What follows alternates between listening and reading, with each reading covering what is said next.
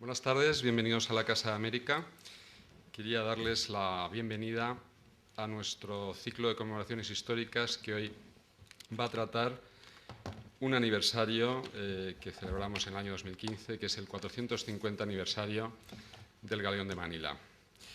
Para ello contamos en la mesa al profesor Carlos Martínez Shaw, académico de la Real Academia de Historia, catedrático de Historia Moderna de la UNED, y al periodista del País, Jacinto Antón, que tenemos la inmensa suerte de que nos van a ilustrar y nos van a meter en el mundo del siglo XVI y esos 250 años posteriores, desde 1565, en los que el Galeón de Manila surcó las aguas del Pacífico.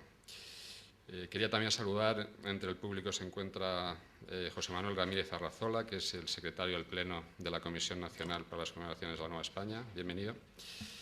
El llamado proceso de globalización, tan de boga en la actualidad desde la popularización del término a mediados de la década de los 80, es sin duda tributario de una iniciativa de unos hombres que con los medios de la época emprendieron una formidable aventura. Los navegantes al servicio del Imperio Español consiguen en el siglo XVI la unidad geográfica del mundo. Y esto permite, sin duda, el comienzo de una auténtica historia universal. Un hito en esa unidad geográfica es, por supuesto, la primera circunnavegación del globo, culminada en 1522, pero otro hito, sin duda, es el descubrimiento de la ruta marítima hallada por Fray Andrés de Urdaneta. Este marino acortó el camino de regreso o tornaviaje de Manila a México, siguiendo un camino de corrientes marinas y vientos favorables. Es el comienzo de la ruta del llamado Galeón de Manila, en 1565.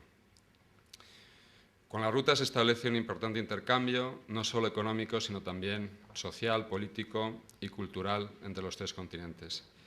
Este palacio tiene una pequeña muestra de ese intercambio cultural. Como bien conoce el profesor Martínez Shaw, tenemos nuestra sala de charoles, a la que llamamos Sala Manila.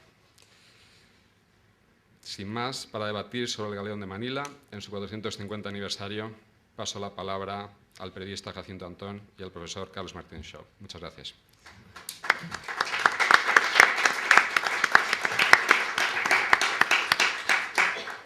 Pues muchas gracias por la presentación, muchas gracias de nuevo a la Casa de América por acogerme una vez más. De hecho, ya no sé, ya he perdido la cuenta de las veces que he tenido la suerte de estar aquí en esta casa memorable. Y la última vez pues tuve la fortuna de encontrarme con esa sorpresa extraordinaria de que aquí se custodia una sala de charoles, una sala chinesca que ha recibido el nombre y muy bien puesto, de Sala Manila.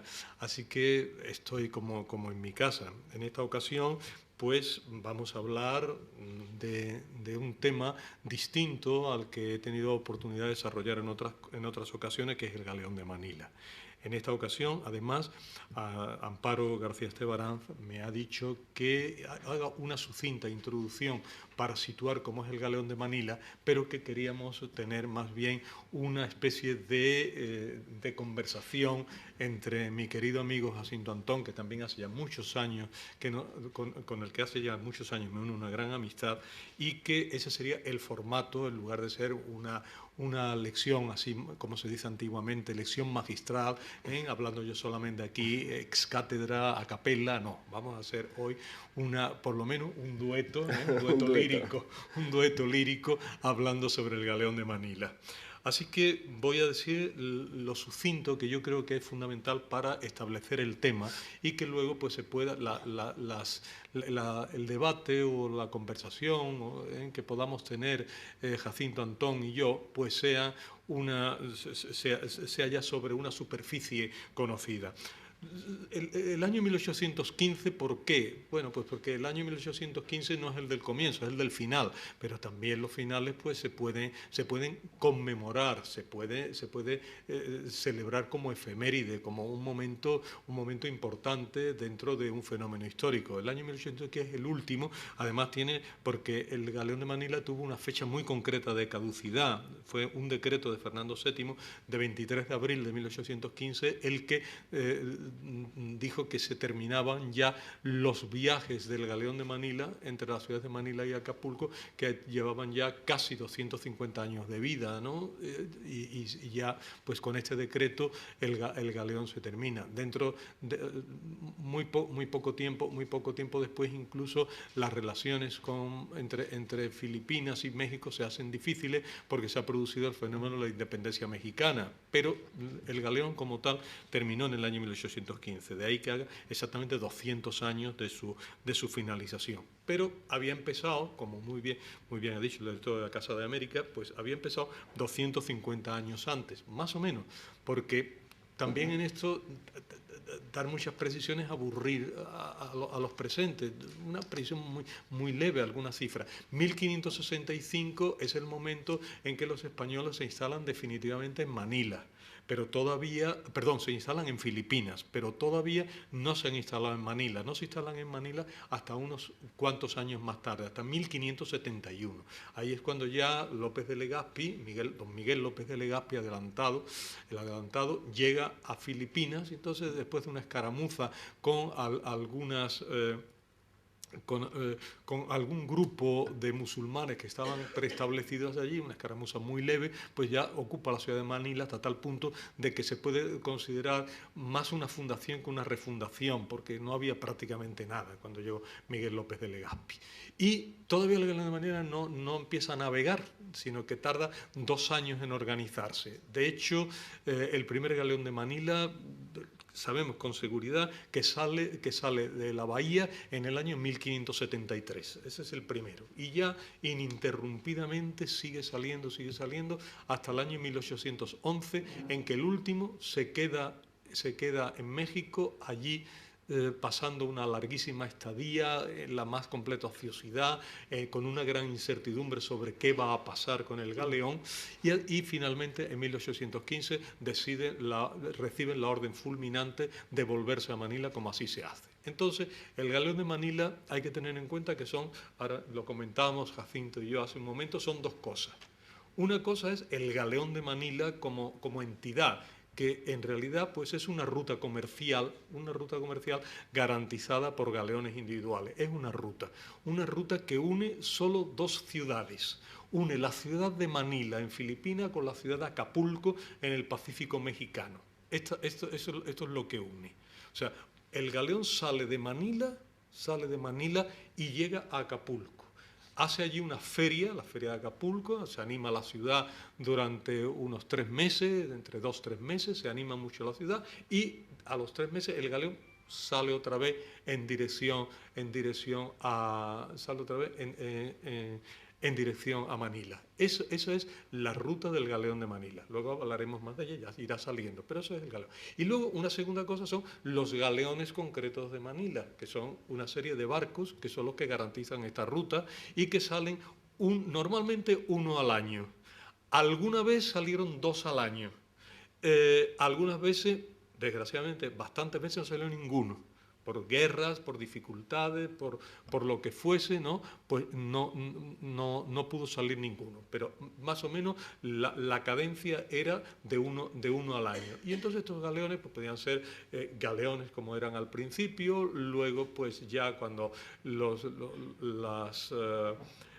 las naves se estilizan más, pues van algunas fragatas en vez de galeones, y luego incluso, pues cuando el momento crucial, el momento más importante del galeón, ya en el siglo XVIII, pues van unos navíos de alto bordo enormes, ¿no? Porque el galeón no llevaba más que autodefensa. No pasaba como en la carrera de India. La carrera de India, los galeones iban artillados, pero además llevaban una protección, llevaba una capitana y una almiranta que iban perfectamente artilladas, y además a los barcos de la carrera de India lo acompañaban unas flotas, en un caso la Armada de la Guarda de la carrera de India, en otra ocasión la Armada de Barlovento, y siempre iban acompañados otros barcos de guerra. El galeón de Manila el pobre iba solito, iba con lo que tenía puesto, es decir, los cañones que conseguía cargar y nadie lo defendía. Entonces, al final, pues eran barcos muy grandes, eran barcos enormes, y estos barcos pues estaban convenientemente artillados, con algunas dificultades que a lo mejor salen en nuestra conversación, pero eran los que garantizaban la ruta porque ellos se autodefendían, tenían que defenderse a sí mismos. Y esta ruta era una ruta importantísima porque conectaba de alguna forma pues todas las grandes producciones de Asia con América y desde América con España.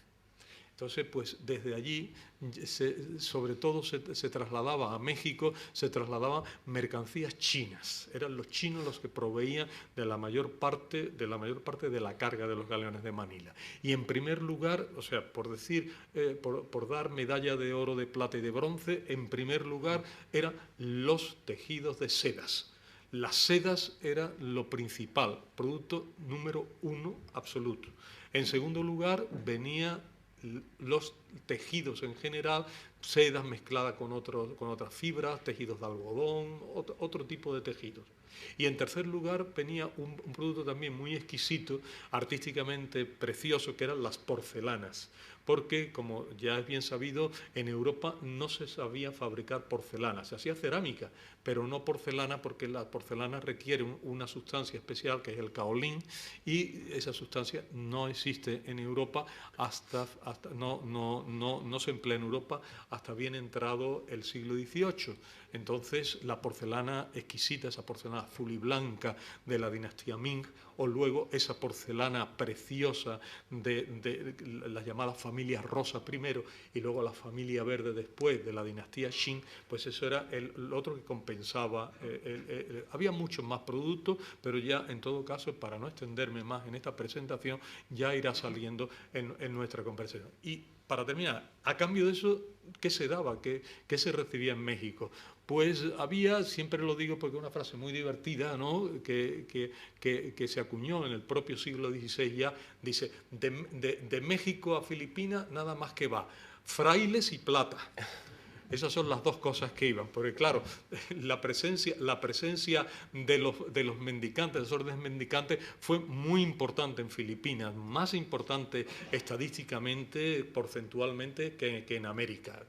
Estos eran, pues, naturalmente, dominicos, franciscanos, agustinos, eran las tres grandes órdenes mendicantes, para no seguir hablando más. Luego se unirían más, luego habría carmelitas y luego habría jesuitas, que no son mendicantes, obviamente, y tal, pero bueno, las tres primeras órdenes, las tres que lleva la voz cantante, son dominicos, franciscanos y agustinos. Esos eran los frailes que decía ese dicho popular, ¿no?, para terminar pronto sobre qué se mandaba. Y el otro era la plata.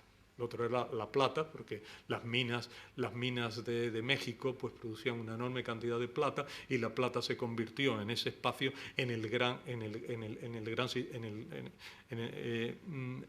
medio de intercambio. Había que pagarlo todo en plata, no se podía pagar de otra manera. Todo el mundo quería plata. Y además España empezó a acuñar en las cecas, primero las cecas españolas, pero luego las cecas propias americanas, unas monedas de plata que fueron una maravilla, que se convirtió pues en el dólar, lo que luego sería el dólar americano. Pues en esa época estaba representado por una moneda que debemos llamar el peso de 8 reales, ese es su nombre, el peso de 8 reales. Pero también aquí, para complicar las cosas, se le daba habitualmente, comúnmente, el nombre de el real de A8, lo cual complica muchas cosas, porque un peso de 8 reales se llama el real de A8, un término extrañísimo, ¿no?, muy raro, ¿no?, llamarle así, pero es lo que aparece en la documentación, lo que la gente decía, ¿no?, yo quiero que me paguen en reales de A8, y en realidad eran pesos de 8 reales. Bueno, pues esta era la moneda, y esta moneda fue capaz, ¿no?, de garantizar todos los intercambios que se hicieron en el área del Pacífico.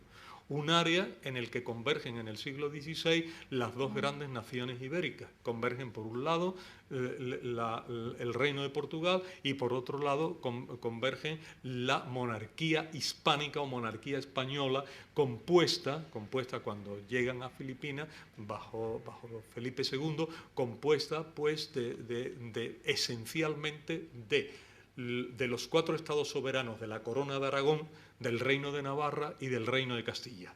Castilla, Navarra y la Corona de Aragón, que estaba dividida en los reinos de Valencia, Mallorca y Aragón, y el Principado Soberano de Cataluña. Estos eran las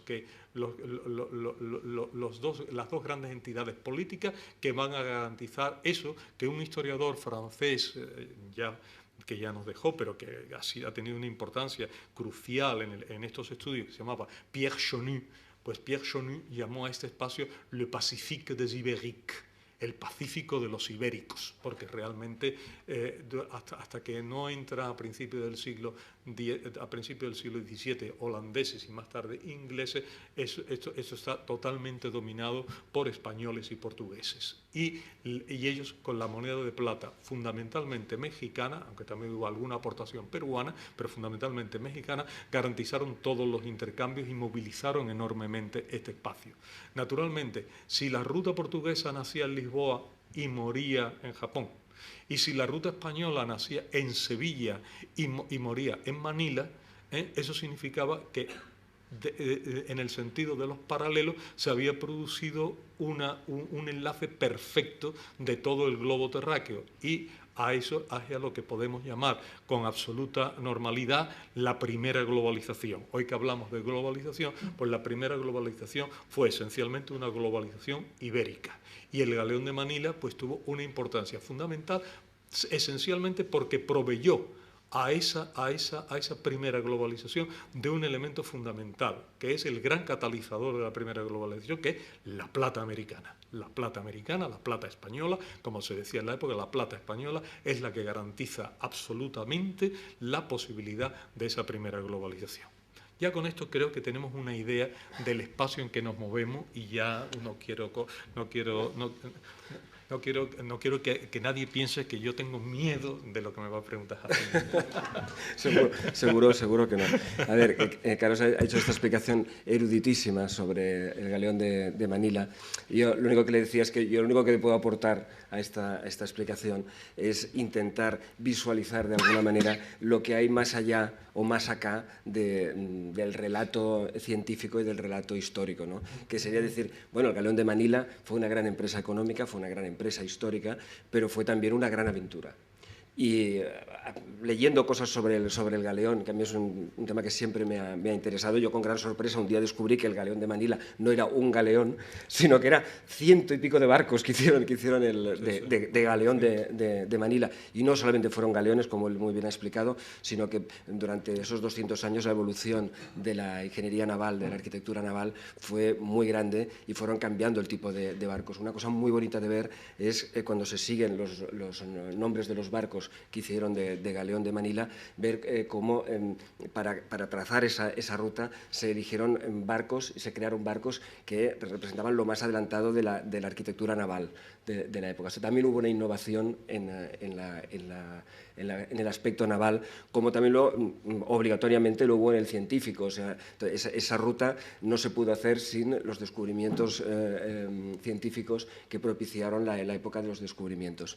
Bueno, yo quería hablarles del tema de la aventura, de la gran aventura del galeón de Manila. Y el día me lo ha puesto de narices, porque esta mañana yo he salido de Barcelona pensando que iba a hacer un viaje tranquilísimo en AVE y me he encontrado con una aventura digna de las carabelas y de los galeones. He hecho cosas realmente indignas para llegar a estar con ustedes. He robado un bocadillo en el bar del tren, he quitado el asiento a una viejecita, he hecho todas las cosas que pueden imaginar para llegar hasta aquí de una pieza. Cuando las cosas se tuercen en un viaje es cuando te das cuenta de lo que es el viaje, de lo importante que es el viaje y la aventura que es todo viaje, el recorrido entre dos puntos, ¿no? Imaginemos lo que era esos 6 meses cruzando el Pacífico, nada menos que el Pacífico, en las condiciones que lo hacían los navegantes de la época, ¿no? No has hablado del escorbuto, ¿no? No. Bueno, será de las cosas que hablaremos. Pero realmente, entre las líneas de la historia y de la ciencia está el escorbuto. El escorbuto ha matado a más marinos que todas las demás cosas juntas. Pero es que además del escorbuto había tormentas pavorosas, varios barcos. Otra cosa de la que hablaremos también es de los pocos barcos que perdimos. Se perdieron muy pocos barcos, lo cual siempre hemos dicho que los navegantes españoles pues no podíamos compararnos con los ingleses, y pues no es verdad. Viendo el relato del galeón de Manila te das cuenta de lo buenos marinos que éramos. Éramos muy buenos marinos, conseguíamos llegar estuvimos en zonas a las que el capitán Cook llegó 200 años después. Otro de los temas que tenemos que hablar es que la ruta del galeón de Manila también significó una ruta de descubrimiento. Independientemente de que no era la función del galeón de Manila realizar descubrimientos geográficos, se descubrieron islas, se descubrieron lugares, incluso se dice que es posible que los españoles llegáramos a las Hawái antes que Cook, 200 años antes que Cook. Todo eso nos llena de bastante orgullo y nos anima bastante.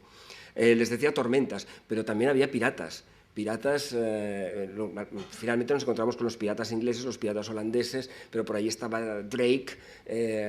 Cazar el galeón de Manila era una de las grandes proezas que podía hacer un corsario o un pirata. Te significaba volverte rico para toda tu vida y tus descendientes, conseguir las riquezas del galeón de Manila. Una de las personas que cazaron el galeón de Manila fue George Hanson, uno de los grandes personajes que los que hayan leído a Patrick O'Brien saben de quién se trata, ¿no? Uno de los grandes marinos ingleses, que todos tenían algo de pirata, como sabemos.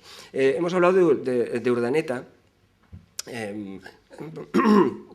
Agustino, pero también monje, pero también, sobre todo, piloto. Era probablemente el mejor piloto de su época y de muchas épocas. Es el hombre que consiguió el viaje de vuelta desde las Filipinas, que significó poder hacer el viaje de ida y vuelta, claro, el retorno, ¿no?, de esto. Cuando hablamos de Urdaneta, la gente recuerda pues, a lo mejor un cuadro, una imagen de él, pero la gente no sabe que fue un hombre que estaba considerado muy feo porque se había quemado la cara. Se había quemado la cara de una manera que, si la ponen en una película de Sandokan, ustedes dicen, pero qué aventura. Este hombre lo enviaron a rescatar a unos náufragos y luchando contra unos piratas filipinos, le explotó, y portugueses, porque estaban ahí aliados con los portugueses en ese momento, le explotó un cañón en la cara y se quemó todo el rostro, se tiró al agua ardiendo y consiguió apagarse, pero luego tuvo que pasar unos meses en tierra reparándole la cara. Pero era un hombre que había vivido ese tipo de aventuras. Claro, cuando hablamos de Urdaneta, todos estos nombres que nos parecen nombres como del libro de historia, polvorientos y tal, no eran grandísimos aventureros. Eran gente que vivía aventuras dignas de las películas de Hollywood. Y Urdaneta también tiene un aspecto que a mí me llamó la atención, porque él se hizo monje bastante adelante en su vida, cuando tenía 40 años, muy tardío. Pero había tenido una hija. Había tenido una hija cuando estuvo en las Molucas y volvió con ella y la dio en adopción. O sea, es un hombre que entre las líneas de la historia hay ese lugar incluso para aventuras sexuales, que nos hablan casi del mundo de la Bounty, de la Pitcairn y de todo este mundo tan interesante. Claro, en el nombre del galeón de Manila también está pues, Portobelo, están Cartagena de Indias, todo ese mundo. A mí me gustaba mucho, cuando hablaba con Carlos, el ver que el galeón de Manila iba hacia el Pacífico, pero al mismo tiempo teníamos la flota de Indias que iba por el Atlántico. O sea, de repente teníamos todos nuestros barcos cruzando extensiones de agua increíbles, viviendo miles de peligros y miles de aventuras. Y yo reivindicaría un poco todo ese tiempo, esa época. Los anglosajones nos han comido bastante la imaginación. Y pues cuando ves una película de barcos, pues es capitán de mar y de guerra, Russell Crowe es el capitán. No tenemos. ¿Dónde están nuestras películas? ¿Dónde están nuestras aventuras? Probablemente el galeón de Manila daría para una grandísima producción de Hollywood, o una película, una serie de estas que estamos viendo ahora, históricas, que se están haciendo tan buenas, ¿no?, como Isabel o la de Carlos. Pero en fin, hay un tema concreto que te quería preguntar. que es más de tema, si quieres, geopolítico, que es qué papel hizo el galeón de Manila para introducir a China en el mundo de la época. Porque hablamos mucho de Filipinas y esto, pero creo que tuvo un impacto, la plata mexicana tuvo un impacto tremendo en la economía china y de alguna manera fue lo que le permitió dar el salto a China en ese momento. Y también la alimentación, todos los diferentes productos que llegaban desde América se introdujeron en China y cambiaron bastante la dieta de los chinos. O sea, son elementos que quizá se nos escapan a veces, pero que el impacto tremendo que tuvo el galeón en China, ¿no? Sí, sí. Sí, la verdad es que aquí, si empezamos a hablar de Galeón, como muy bien ha dicho Jacinto, nos podríamos llevar toda la noche y no parábamos porque los temas son inconmensurables, son enormes, así que no tiene uno que restringirse porque todo lo que ha dicho, cada cosa de por sí ya es un objeto que se puede desplegar, ¿no? Como infinitamente como las galaxias, ¿no? A velocidades siderales. Pues bien, solamente la precisión de Andrés de Urdaneta está bien, siempre se dice Fray Andrés de Urdaneta, pero en realidad Andrés de Urdaneta es un descubridor, un conquistador, un hombre casado, un hombre que tiene una vida normal y que al final de sus años, ¿no? Pues se mete a monje, se mete a fraile agustino en el último año. Entonces es fray Agustín, pero fray Andrés de Urdaneta, monje agustino, pero muy al final de sus días, efectivamente. Nada más, él era un hombre que tenía una gran capacidad de reflexión, tenía un gran empirismo en matemáticas y en astronomía, sabía muchísimas cosas y sabía enlazar esas cosas, ¿no? En un momento en que todavía no se ha producido la revolución científica, pero él sabía mucho. Eso está claro. Y efectivamente la navegación española en este momento es una navegación verdaderamente sorprendente. Es más, los mejores libros de navegación que se escriben en el siglo XVI son libros de navegación españoles. Por eso se ha dicho, y con justicia, ¿no?, que los navegantes europeos del siglo XVI aprendieron a navegar leyendo libros españoles. Y eso es totalmente cierto porque los grandes libros de Pedro de Medina, Martín de Cortés, fueron los que lo leyeron todos y de ahí empezaron a sacar las primeras evidencias para una navegación por los astros, una navegación que era un poco empírica, que no tenía todavía unos referentes muy claros. De hecho, se establecía la latitud, pero no se podía establecer la longitud hasta bien entrado el siglo XVIII. En fin, que se navegaba un poco como se podía. Y efectivamente, el tornaviaje el que hace, y ya enlazo con China, el tornaviaje que descubre Andrés de Urdaneta, el hombre de Ordicia, pues es efectivamente lo que posibilita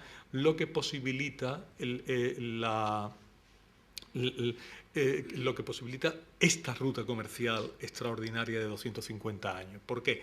Porque el problema era que los descubridores españoles habían llegado mucho antes, ¿no? Magallanes llega a las Filipinas y muere en las Filipinas, como es bien sabido, pero luego vienen otros muchos más. Luego viene Fray García Jofre de Loaiza, luego viene Ruy López de Villalobos, en medio... Bueno, hay toda una serie de gente que llega a Filipinas, pero el problema es que todo el mundo trata, bueno, ahora vamos a volvernos a México, donde hemos salido. No hay modo de volverse. Se fracasa una vez, 2, 3, 4, hasta la quinta y sexta vez, que van casi juntos, no se llega, no se puede volver. Y la idea de volver viene porque las corrientes, si se seguía la línea recta, navegando desde occidente a este, entre Filipinas y México, siguiendo la línea del paralelo de Manila, no se llegaba nunca. Las corrientes son tan adversas que echan los barcos para atrás. Esto un poco, Carlos, por poner un ejemplo, eso sería un poco como ir a Marte. Sí. Que hay la posibilidad de ir a Marte, pero no hay la posibilidad de volver. En esa época, salvando las distancias, no se podía volver. Es que es muy fuerte cuando dices, la gente se iba allí, pero sabías que te quedabas, O intentabas Claro. volver por el otro lado, ¿no? A través de las posiciones portuguesas. Tenías necesariamente que volver por el otro lado. Hubo 45 años en que había que volver por las posesiones portuguesas. Todo el mundo terminaba en Ternate o en Tidor y desde allí, desde las Molucas, volvía por el camino portugués hasta Lisboa. Eso era, no se podía hacer otra cosa hasta que Andrés de Urdaneta descubre una cosa, que es que hay que subir hacia el norte para buscar una corriente propicia, que es la corriente del Curoxío. Y ya cogiendo la corriente del Curoxío, pues ya sí se llega. Por eso es el esquema del galeón de Manila es muy curioso, ¿no? Porque el esquema del galeón de Manila, si se ve desde Manila a Acapulco, hace así y baja así.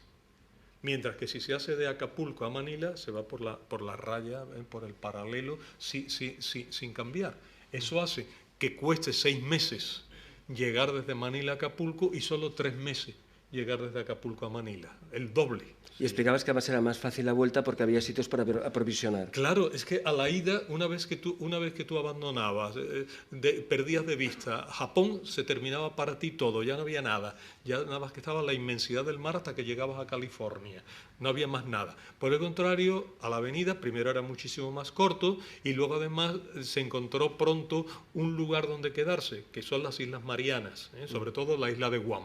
Ahí se iba a la isla de Guam, allí los barcos tenían una bahía preciosa, bueno, existe naturalmente, la bahía sigue teniendo la misma belleza natural de siempre, la bahía de Umatac, y ahí pues se aprovechaba pues para hacer la aguada, para coger cítricos, para hacer incluso algunas veces para festejar algo con alguna corrida de toros, o sea, todo eso se hacía, ¿no?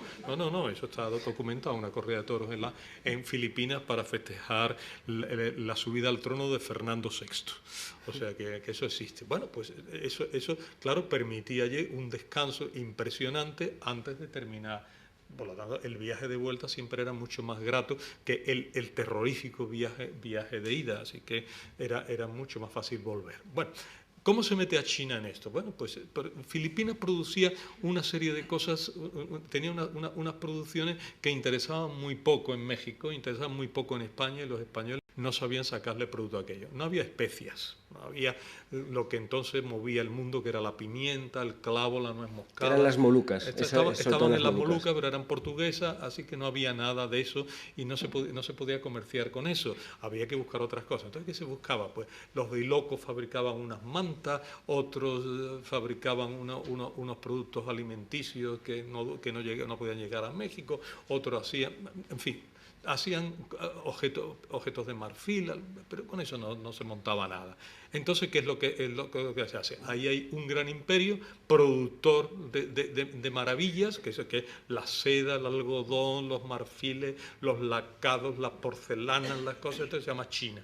Y China está muy interesada en coger plata, porque los Ming han establecido un sistema de pagos públicos y de pagos privados en plata.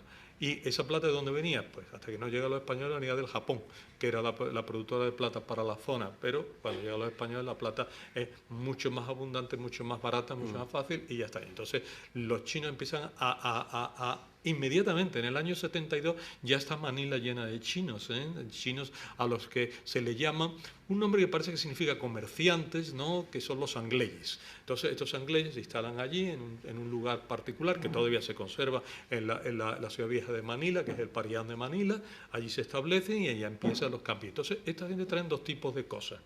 Traen una serie de mercancías que van a servir para el mantenimiento de la población. Es decir, pues se trae arroz, se trae naranjas, se trae toda una serie de productos alimenticios, se traen cosas de textiles para vestirse y para tal, se traen objetos de uso cotidiano. Pero eso es para el consumo de Manila y los alrededores. Pero segundo lugar, se traen los grandes productos que van a crear el comercio internacional. Por lo tanto, se puede decir que las Filipinas españolas introducen a China dentro del comercio internacional. Y en eso, pues, tú lo acabas de decir y yo lo único que hago es corroborarlo. Incorporan a China. Me sé un detalle, de los pocos detalles así, de contabilidad que sé, es que la plata en relación con el patrón oro en las colonias en Nuevo México es 12:1. Y en China, en la China de los Ming, es 4:1. 4:1. lo cual quiere decir que la plata es muchísimo más valiosa y con plata compras lo que quieras en China. Que eso fue el gran chollo, o sea, se encontraron el gran bazar chino los españoles en China. Podían comprar con su plata. Era como pasa cuando teníamos el euro, bien íbamos a Estados Unidos, que podías comprar lo que querías. Pues se encuentran con la sorpresa de que su plata, ya un poco desvalorizada en América, porque hay tanta, en China de repente es casi tan preciosa como el oro. Tenía lo que se llamaba un premio. Exacto. Se llamaba, en la terminología de la época, la plata en China tenía un premio sobre lo que valía en México, evidentemente, donde era muchísimo más fácil obtenerla y donde además estaba al lado del lugar de producción. Entonces, mientras más cerca del lugar de producción, más barata; mientras más lejos, más cara, ¿no? La velocidad de circulación de la moneda, además, también la encarece. Así que, claro, el hecho de que, como se ha dicho, ¿no?, China fuera una bomba absorbente de plata, era como absorbía la plata, era como un agujero negro que absorbía toda la energía de la plata española, fue un enorme beneficio para poder mantener el galeón de Manila. Era como un gran agujero negro en el que todo lo absorbía, ¿no? En el horizonte de sucesos, ¿no? Pues se metía adentro y allí se quedaba en China. Carlos, y culturalmente, porque hablamos de mercancías, sí, hablamos de la porcelana, sí, hablamos de los alimentos, hablamos de todo, de las sedas, pero culturalmente, ¿qué significó el contacto entre España y China? ¿Qué recibimos nosotros y qué recibieron ellos, sí, en esa época? Tú acabas de mencionar una cosa que es fundamental, que es que hay también una globalización alimenticia y que eso se produce en China de una forma galopante y acelerada a lo largo de estos siglos de comercio con los españoles, ¿no? Y efectivamente entra cantidad de productos, entra la batata, entra el tabaco, entra el cacahuete, entra, bueno, una enorme cantidad de productos entran en China y empiezan a cultivarse en China hasta tal punto que hoy parece que fueran productos autóctonos chinos, ¿no? Cuando en realidad no lo son. Ahora mismo hay un equipo que está trabajando no en China, sino en Taiwán, que está trabajando justamente sobre intentando medir la aclimatación de los productos americanos en China. Todo un grupo de investigación en dos universidades taiwanesas, ¿no? para medir esto con mayor precisión de lo que hasta ahora se ha hecho, porque sobre esto solo ahora se está empezando a trabajar en serio. Hace 10 años que empieza a trabajarse para tratar de medir esto. Sabemos algunos fenómenos globales, ¿no? Como el maíz, como la patata, ¿no? pero luego toda otra serie de productos, de muchos productos alimenticios, no se sabe. Yo empezaba siempre sobre la primera globalización, empezaba contando una anécdota, ¿no? Que me ocurrió en un congreso en Leiden, en los Países Bajos, ¿no? En Leiden, pues, es un congreso en el que estábamos hablando justamente de estas transferencias, de estos intercambios, tal. Bueno, pues entonces nos vamos todos los europeos, llega la hora de comer y resulta que nos dan una comida tailandesa, ¿eh? Y bueno, vamos a comer comida thai, que es lo que hay hoy para todos los congresistas, comida thai. Pero la comida thai está fundamentalmente, la que nos dieron, y una gran parte de la cocina thai está hecha a base de una salsa que todo el mundo conoce, bueno, muchos conocen, que se llama la salsa saté.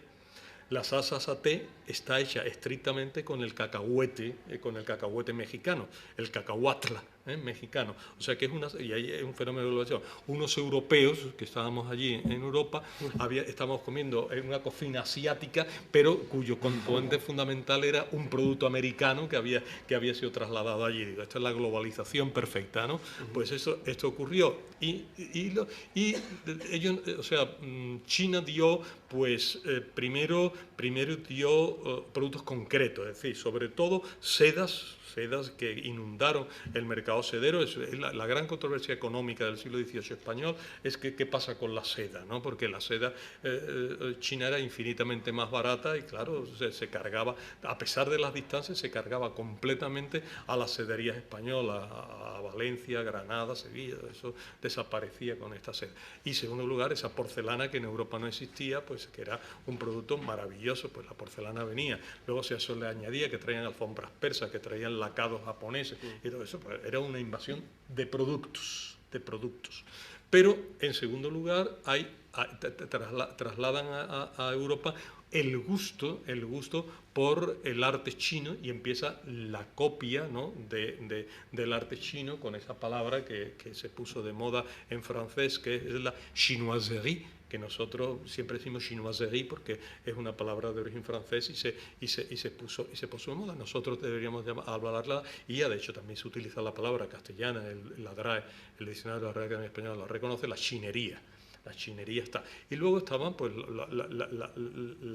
la porcelana, ¿no?, que imita ¿no?, nada más que temas chinos, ¿no? Nada más que hay que ver los gabinetes de porcelana o en Aranjuez o en el Palacio Real de Madrid. Luego están las boiseries, o sea, todas las maderas, ¿no?, que llenan las habitaciones. Esas maderas pues tienen todos temas chinos, y esas maderas ya los temas se copian en China y aquí se fabrican. O sea, en Madrid ya había fábricas de charoles en el siglo XVIII perfectamente, ya no digamos en Inglaterra, donde abundaban de una manera tremenda, ¿no? Esos charoles pues son imitación, o sea que todo eso está. Luego pues en filosofía, en eso hay nada más que algunas figuraciones, la figura del sabio chino, pero más bien eso entra dentro de la mentalidad colectiva que nosotros tuvimos influencia, porque la verdad es que en este momento se ha producido en Europa la revolución científica, es decir, por decirlo de alguna forma, han nacido Copérnico, Galileo y Newton, y con Copérnico, Galileo y Newton ya no se puede competir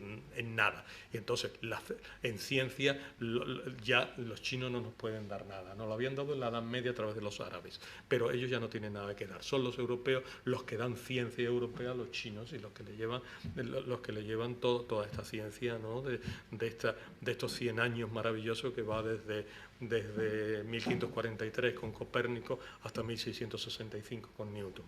Estos 100 años de gloria para la ciencia europea. Y eso, o sea, que en ese aspecto también se lleva mucho más allí. Y luego está pues el choque espiritual, ¿no?, el concepto europeo de Dios, el concepto cristiano de Dios no existe para los antepasados. No hay trascendencia, ¿no? Dios no existe. Entonces, claro, se le lleva a un Dios que es trascendente, que vive no se sabe dónde, en unas alturas tal y cual, resulta una cosa incomprensible, y solamente, ¿no?, pues en algunos ámbitos en que pudo convertirse la figura de Jesucristo en la figura del Buda Amida, sobre todo en Japón, pues hubo una cristiandad importante, una cristiandad de volumen considerable. Los demás sitios no. Y además, para colmo, ¿no?, pues todos los intentos de introducir el cristianismo bajo fórmulas confucianas, que fue lo que hicieron estos grandes genios como Matteo Ricci, pues fracasaron porque fueron boicoteados desde Europa, ¿no? Todas las órdenes y Roma, toda la Iglesia Católica boicoteó por completo eso, porque se consideró idolatría, y por lo tanto que no se podía rendir culto rendir homenaje respetuoso ni a los antepasados ni estas cosas. Y entonces se condenaron los ritos chinos, los ritos malabares,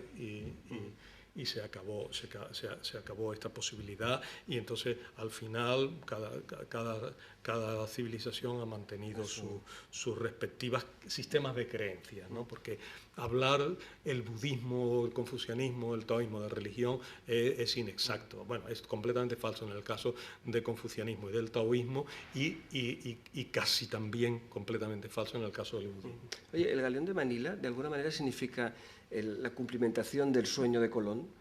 Es decir, claro, de repente Colón quería eso. Lo que pasa es que nos encontramos América en medio, y realmente fue el galeón de Manila el que llegó a Catay, ¿no? Porque creo que además al principio no se identificaba Catay con China. O sea, pasó un tiempo hasta que se dijeron, esto es Catay, estamos comerciando con Catay, finalmente estamos haciendo lo que era el sueño de la época, que era a través por el otro lado llegar a Oriente, ¿no? Sí. No tengo nada que añadir a esto, sino es absolutamente así, ¿no? Absolutamente así. Siempre, ¿no?, los países mágicos, ¿no?, el Zipango y el Catay, que luego se decía que el Zipango podía ser Japón y Catay era China, ¿no? Pues eso, efectivamente Colón no pudo, estuvo hasta el último momento, ¿no?, en su cuarto viaje, que es un viaje trágico, desesperado, digno de una tragedia de Shakespeare, ¿no?, el escribir ese cuarto viaje alucinante, alucinado de Colón por la costa de la América Central, ¿no? Intentando encontrar el canal de Panamá, un canal en Nicaragua que le permitiera realmente ya ir al Catay y al Zipango, pues se va a hacer realidad primero gracias a Vasco Núñez de Balboa, que es el que va a encontrar un modo de llegar por tierra en 4 días, pero es el que llega a la bahía de San Miguel, y entonces llega a la bahía de San Miguel porque llega el día de San Miguel, ¿no? El 29 de septiembre. Entonces llega allí el 29 de septiembre del año 13 y ya establece la posibilidad de seguir navegando hacia allá. Cuando los españoles ya se establecen en Filipinas y desde allí se establece contacto tanto con el Zipango como con el Catay, el sueño de Colón se ha hecho realidad, aunque sea 60 años después de la muerte del almirante. Y la arqueología nos ha dado uno de los galeones de Manila, ¿no? Por lo menos el San Diego. Ahí tenemos una gran parte. El San Diego es una historia con todas sus, muy bonita. Sus miles de cosas, nos permite visualizar cómo era realmente, materialmente, un galeón de Manila, ¿no? Sí. El descubrimiento del San Diego ha sido providencial, porque ha habido la inmensa suerte de que el galeón se hundiera al lado de la bahía de Manila, ¿no? Esto siempre decir, la suerte de que se hundiera parece una para los 300 que se ahogaron no fue mucha suerte. Por eso digo, es una paradoja, ¿no? Eso me recuerda a la paradoja que decía el gran historiador italiano Carlo Ginzburg, ¿no? Del queso y los gusanos. Sobre Menocchio en el queso y los gusanos, ¿no? Que dice, bueno, Menocchio ha tenido tanta fama y eso, ¿no? Porque fue quemado por la Inquisición, fue quemado vivo por la Inquisición. No todo el mundo tuvo esa suerte y por lo tanto no se pudo hacer tan famoso. Eso dice Carlo Ginzburg con mucho sentido del humor. Pues esto se puede aplicar al galeón de Manila. El galeón de Manila luchó a las órdenes de Alonso de Morga, ¿no? Que era un bachiller por Osuna, ¿no? Pues, la ciudad andaluza de Osuna. Pues allí este hombre fue oidor y en un momento dado, aunque no había gobernador, lo cual ha pasado con mucha frecuencia, que claro, entre que un gobernador cesaba y llegaba el otro, pues habían pasado 2 años y entonces se moría en medio a lo mejor o lo que fuese, o ya estaba en México y siempre pues había una autoridad, algunas veces el arzobispo, otras veces un oidor de la audiencia, lo que sea, que tomaba el mando. Antonio de Morga era oidor de la audiencia y tomó el mando. Entonces, cuando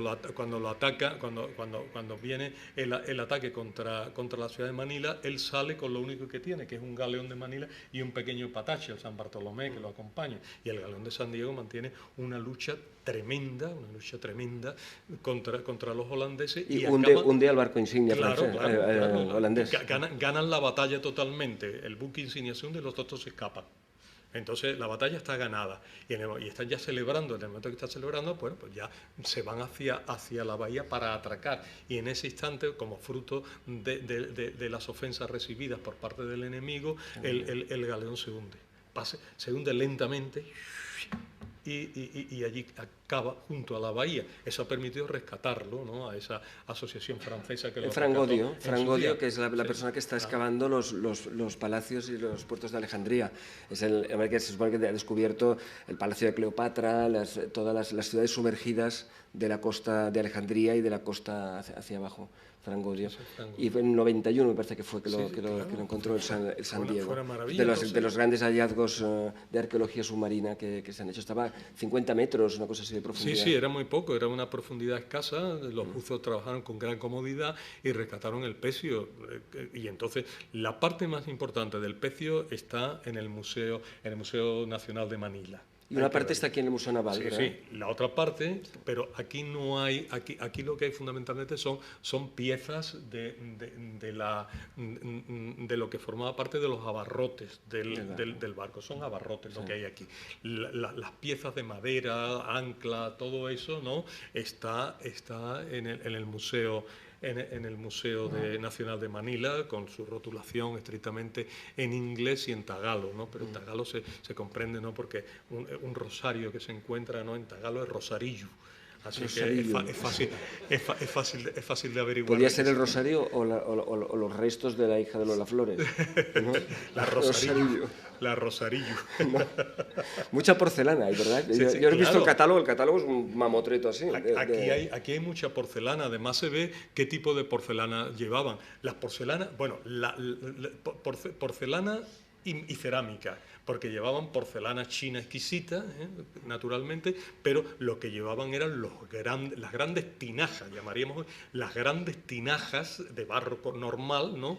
De barro normal, a veces con un adorno chino, ¿no? Y tal, pero que se llamaban en general, se llamaban martabanes. Estos martabanes servían tanto para productos líquidos como para productos sólidos. O sea, allí se metía en el martabán, se podía meter trigo, se podía meter arroz, se podía meter aceite, se podía meter lo que uno quisiera allí. Se tapaba bien y se conservaba. Eso eran unas tinajas así de grandes, y ahí se pueden ver en el museo, en el Museo Naval de Madrid hay muchos martabanes estupendos, y además se regalaron tantos martabanes porque había tantos en el barco que cuando en el camino entre que uno entra en el Museo Naval y llega hasta el archivo del Museo Naval, pues hay toda una serie de alacenas que están llenas de martabanes que no saben en el Museo Naval dónde ponerlo, porque son tantos y son muy, muy parecidos, ¿no? No hay la cosa de decir, bueno, es que vamos a distinguir 7 u 8 clases, no, son muy parecidos, entonces no tienen un interés museístico el exhibirlos, ¿no?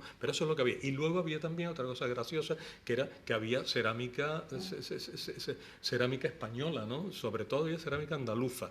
Se ha distinguido perfectamente la cerámica verde de Úbeda, de la ciudad de Úbeda, la actual provincia de Jaén, y cerámica trianera, ¿no? El barrio del Arrabal Alfarero de Sevilla, eso también había dentro. Y otra cosa que todavía hay que comprobar, hay todavía un misterio ahí, porque se descubrieron una pieza que se llama tsuba, que es lo que une la vaina de una katana japonesa al mango, y se descubrieron muchas subas. Entonces, la pregunta es, bueno, es normal que los mangos hayan desaparecido, es normal eso, pero ¿eso qué significa?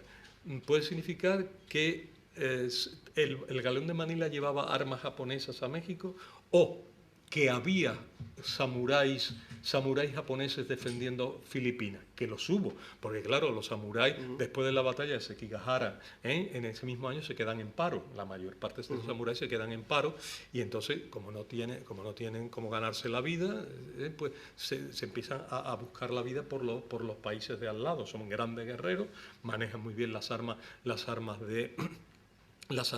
blancas, y entonces pues parece ser que hubo un contingente japonés que luchó en el San Diego, y aquí también en el Museo Naval pues hay un grupo notable de tsubas, procedentes sin duda alguna de katanas o de wakizashis japoneses. De todas maneras, las tsubas, hay un gran comercio artístico de esas piezas. Ahora mismo, claro, porque artísticamente son bellísimas, sí. algunas que no fuera que también ya había un comercio de esas piezas ya en esa época. Es que eso es lo que había.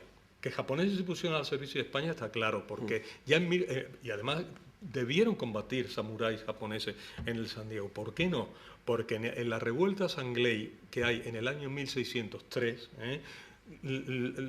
una parte de los que le salvan el pellejo a la población española en la vieja Manila son los japoneses, que luchan todos del lado de los españoles, y entonces los pocos españoles y los pocos japoneses hacen frente a los muchos chinos, tienen muchísima más capacidad bélica, o sea, están muchísimo mejor entregados, manejan tanto los samuráis como los hidalgos españoles, manejan infinitamente mejor las armas, y entonces gracias a eso consiguen desembarazarse de la revuelta de 1603. Y de eso se nos ha apropiado también el mundo anglosajón.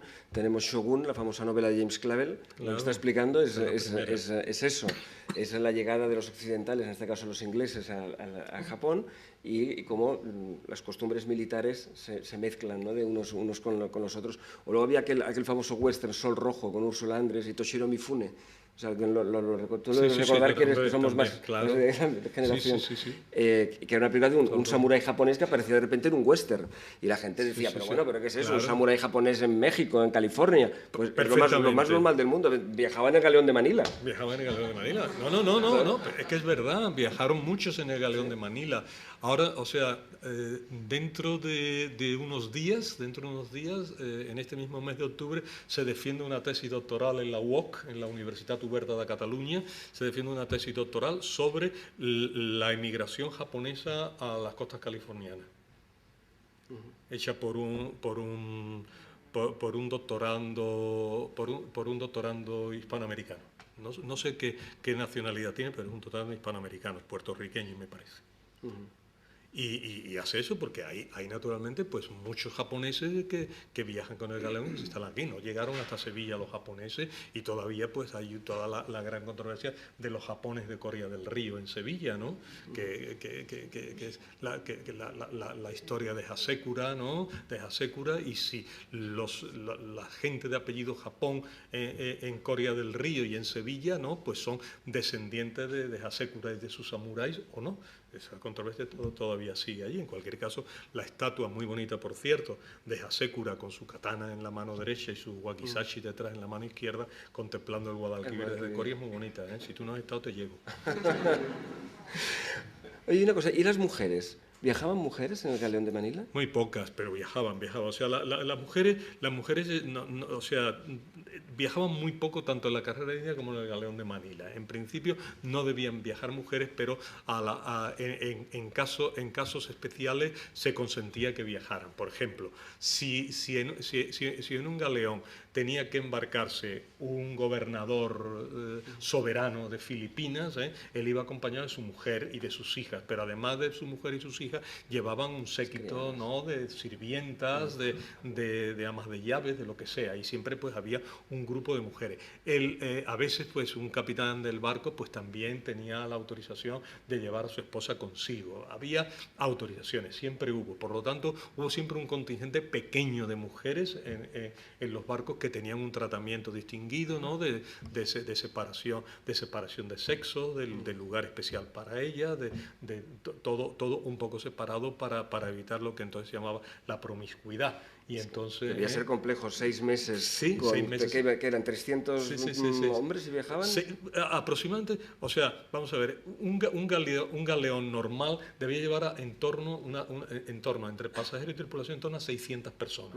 Debía llegar. Lo que pasa es que en el viaje de ida a México no llegaban casi nunca, la mitad no llegaba. O sea, unos 300 morían de escorbuto por el camino y solo llegaban otros 300. Por eso una de las precauciones siempre al salir de Manila era hacer testamento. Todos los marinos hacían testamento, todos, porque sabían que había, o sea, que de cada 2 uno iba a morir. Y entonces pues no sabía si te iba a tocar llegar o no. Y entonces pues hacía eso debía contener mucho la promiscuidad también, ¿no? Sí, hombre, el caso es este que claro, era eso, más o menos eso, son 600 y más o menos mueren 300. Eso era, en los barcos ingleses había un castigo que estaba muy contemplado, era muy formalizado, que era el castigo por sodomía con cabra. Era, claro, lógicamente a bordo de un barco tanto tiempo, hombres jóvenes y tal, debía ser muy complicado mantener la cabeza fría, ¿no? Sí. No, y claro, también la ausencia de mujeres daba lugar a muchos casos de homosexualidad. Y una prueba de ello es que cuando llegaban los barcos españoles a puerto, tanto el galeón de Manila como los barcos de la carrera de India, siempre había 3 o 4 personas que eran entregadas directamente a la Inquisición, ¿no? Para que las juzgaran por el pecado nefando de homosexualidad, ¿no?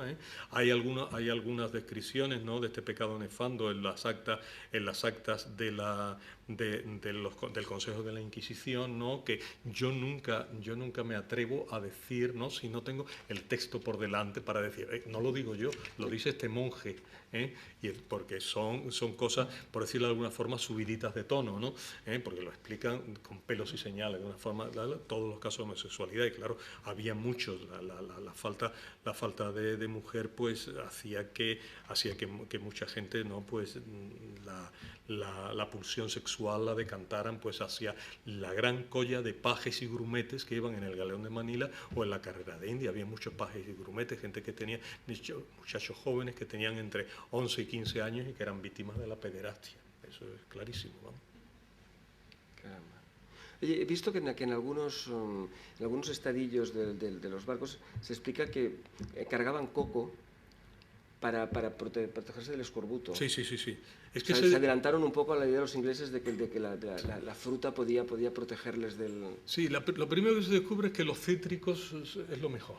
Que los cítricos proporcionan una vitamina C porque el escorbuto en realidad es una vitaminosis, es una falta de vitamina, y la vitamina que más echa en falta es la vitamina C. Entonces limones y naranjas es lo que se embarca, y mandarinas. Esto es lo que se embarca universalmente.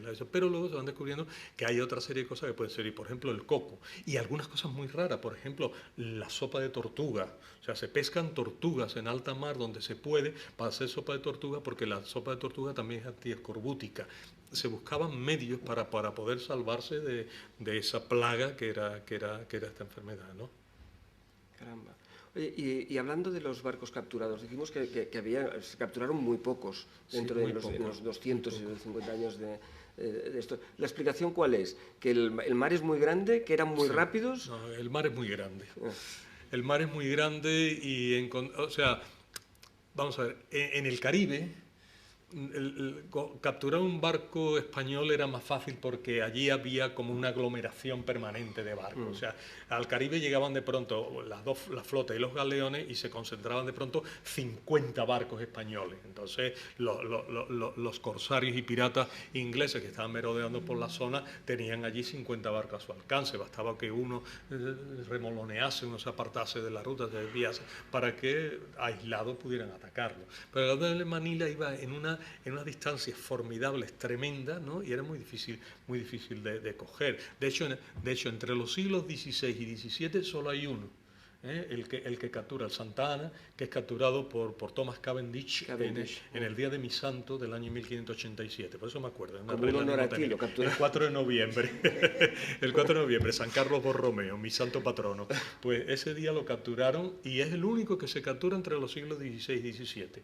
Luego tú te has referido muy bien, ¿no?, a George Janson, ¿no?, que captura la Santísima Trinidad, y que además esta gente tenía un interés muy materialista, ¿no?, muy rápido. Él capturó a la Santísima Trinidad no para hundirla ni eso, sino se sacó toda la plata que tenía la Santísima Trinidad, se la subió a su barco y luego llegó el barco de remolque hasta Macao y se lo vendió a los portugueses. Y se deshizo de Santísima Trinidad y en Macao se lo vendió a los portugueses. Negocio redondo. Negocio redondo, o sea, se quedó con todo lo que contenía y luego el barco también lo comerció y lo vendió en Macao. O sea, eso lo hizo George Janson. Y luego hubo otros dos más, el de Butch Rogers, ¿no?, en 1709, y luego pues el Covadonga. Son 4 barcos nada más, pero los holandeses, por ejemplo, a pesar de todo lo que quisieron, nunca pudieron obtener una victoria sobre los españoles en ese sentido, porque las dos grandes batallas que se conocen en navales entre españoles y holandeses se sustanciaron a favor de los españoles. Una la acabas tú de mencionar, que es la del Galeón San Diego en el año 1600. La otra gran batalla, que esa se comenta muy poco y los portugueses comentan más, es la defensa española de la ciudad portuguesa de Macao en 1622. 3 barcos holandeses arremeten contra Macao en el río Las Perlas, se meten dentro e intentan. Pero entonces desde la fortaleza de protección habían instalado una artillería exquisita a los jesuitas, que son los únicos que sabían manejar los cañones, y gracias a los jesuitas Macao se defendió. O sea, los jesuitas hicieron una verdadera matanza de holandeses, no importa porque eran herejes y no tenían alma. Tenía incluso su propio mérito, ¿no?, ser herejes. Así que ellos manejaron toda la artillería. Pero cuando ya estaba la cosa a punto o sea, a pesar de eso, los holandeses eran muchos y habían desembarcado. El capitán Ruijffing había desembarcado ya una cantidad de gente, centenares de holandeses. En ese instante llega un barco español con 2 compañías de soldados, y este barco español con 2 compañías de soldados asusta terriblemente a los holandeses, porque no sabe cuántos son, ni quiénes vienen, ni qué pasa. Y entonces este susto hace que se dé orden de retirada en un momento en que era propicio para tomar Macao. Se da orden de retirada. Las 2 compañías españolas desembarcan, derrotan totalmente a los holandeses desembarcados, y la flota, temiendo que llegara una gran flota procedente de Manila, se retira. Y es la gran batalla del 24 de marzo de 1622, que sin embargo no, pues se atribuye siempre a la victoria a los solos portugueses, ¿eh?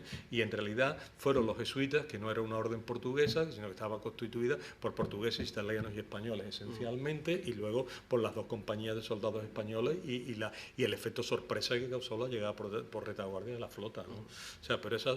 O sea que los holandeses en ese sentido no consiguieron la única victoria que obtuvieron fue en Formosa.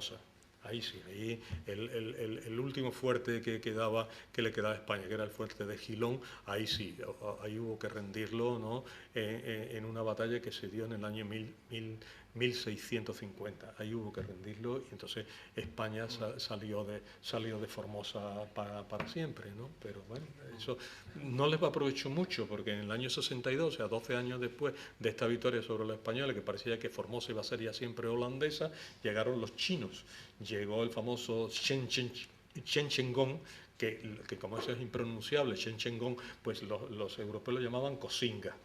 Para facilitar las cosas, Cosinga. Y entonces Cosinga ocupó Forcelandia, que era el fuerte principal de los holandeses, y los holandeses se retiraron ya para siempre de Formosa, el actual Taiwán. Se ha dicho que el secretismo de la ruta del Galeón de Manila es una de las cosas que provocó que muchos de los descubrimientos geográficos no subieran a los mapas. No solo eso, no subieran a los mapas, muchos más. O sea, quiero decir, el secretismo sobre la ruta se mantenía se mantenía por todas las potencias. Nadie quería que los otros supieran cuáles eran las rutas que se transitaban. Era una medida estratégica fundamental. Había que protegerse del enemigo. O sea que, claro, tú no comunicabas los resultados más que a tus compatriotas. El que no era compatriota tuyo estaba totalmente eliminado de la posibilidad de tener acceso a la información que tú obtenías. No podías tener información y eso lo hacían el padrón.